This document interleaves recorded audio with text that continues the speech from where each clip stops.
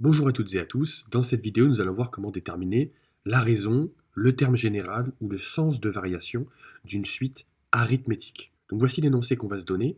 On va considérer une suite UN qui est dite arithmétique de raison R, telle que U5 est égal à moins 12 et U13 est égal à moins 44. Et on va se demander, et on va essayer de trouver la raison R, le premier terme U0, et l'expression de UN en fonction de n. Et à l'aide de ça, on va pouvoir en déduire le sens de variation de la suite UN. Donc comment est-ce qu'on va s'y prendre? Alors là déjà, dans cette première question, on me demande de donner l'expression de UN en fonction de n. Qu'est-ce que c'est que l'expression de UN en fonction de n? Il va falloir écrire la formule explicite de UN en fonction de n pour une suite arithmétique. Donc je te remets la proposition de cours à ce sujet. Donc si on a une suite UN arithmétique de premier terme U0 et de raison R, alors voilà l'expression de UN en fonction de n. UN est égal à U0 plus n fois R. Donc pour dresser l'expression de UN en fonction de n, il va me falloir trouver le terme U0, c'est pour ça qu'il faut le trouver avant. Il va falloir que je trouve aussi la raison R, c'est pour ça qu'il faut trouver la raison R en premier lieu. Et ensuite, une fois que j'aurai tout ça, pour la deuxième question, on me demande de déterminer le sens de variation de la suite UN, c'est-à-dire dire si elle est croissante, décroissante ou constante. Et la proposition de cours qui est liée à ça, elle est très simple. Bah oui, une suite arithmétique, c'est une suite pour laquelle, pour passer d'un terme au suivant, j'ajoute tout le temps le même nombre R. Bon bah si ce nombre R est négatif, c'est qu'en fait la suite est décroissante, au fur et à mesure les termes sont de plus en plus petits. Si la raison R est positive, eh ben la suite va être croissante. Bah oui, parce qu'à chaque fois j'ajoute tout le temps un nombre positif, donc la suite, les termes au fur et à mesure ne font que croître. Et si la raison R est nulle, on dit que la suite est constante ou bien stationnaire. Ok, donc allons-y, essayons de calculer la raison R. Donc, qu'est-ce qu'on a sous la main? J'ai uniquement le fait que U5 est égal à moins 12 et que U13 est égal à moins 44. Je ne connais que U5 et U13. Je n'ai que ça comme information sous la main. Bon, bah, il va falloir essayer de lier ces deux termes, donner une égalité entre U5 et U13. Comment est-ce qu'on fait pour passer de U5 à U13? Et ben, dans une suite arithmétique, pour passer d'un terme au suivant, on ajoute la raison. On fait plus R, plus R, plus R à chaque fois. Bon, bah, en partant de U5, pour arriver à U13, il faut que je saute 13 moins 5, 8 termes. Okay, donc pour passer de U5 à U13, il va falloir sauter 8 termes. À chaque fois que je saute un terme, je rajoute R. Donc pour passer de U5 à U13, il va falloir ajouter 8 fois le nombre R. Donc on peut dresser cette égalité, à savoir que U13 est égal à U5, auquel on ajoute 8 fois la raison. Okay, pour passer de U5 à U13, il faut ajouter 8 fois le nombre R. Et c'est à partir de cette égalité, en remplaçant U13 par moins 44 et U5 par moins 12, qu'on obtient une équation d'inconnu R. Et lorsqu'on va la résoudre, ça va nous permettre de trouver la valeur de R, la valeur de la raison. Donc là, on résout cette équation de manière classique. On fait passer le moins 12 à gauche, et on divise par 8, et on obtient que R vaut moins 4. La raison de cette suite est égale à moins 4. Ok.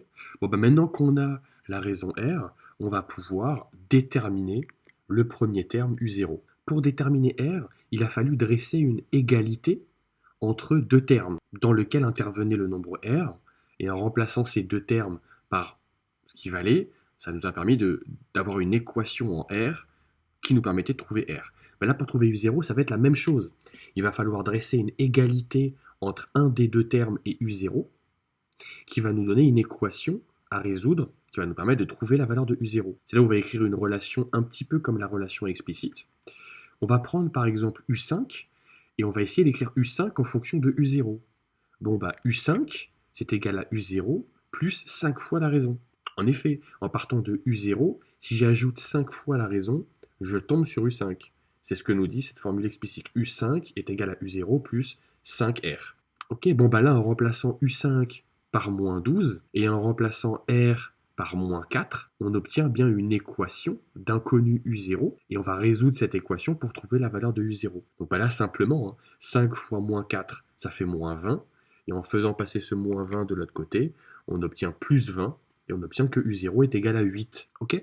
Et donc maintenant, on peut dresser l'expression de UN en fonction de n, c'est-à-dire écrire cette relation en remplaçant U0 par 8 et en remplaçant R par moins 4.